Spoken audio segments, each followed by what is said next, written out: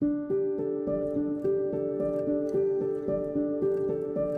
swamps of the Fleurieu Peninsula are incredibly important from both a cultural point of view and environmentally. It was actually listed by the Commonwealth as a nationally critically endangered ecological community.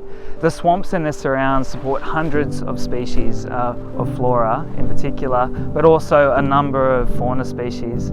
Some of the species that are incredibly rare in our region and across Australia, such as Onchocerco's skink, the Mount Compass oak bush and the Fleurieu leek orchid. Just a handful of these swamps still support the Mount Lofty Ranges southern emu wren, which is nationally endangered. And it's so great that we have a population of that species here at this swamp that still remains. There's just a handful of individuals here. And just a little bit further south, there's another representative of this swamp community in Hesperilla Conservation Park, which also supports a population. In fact, the swamps once existed over about 2,000 hectares in this region. Approximately half of this area has been cleared through reclamation clearance for agricultural and developmental use. Only about 2% of what remains would be considered as intact or near pristine.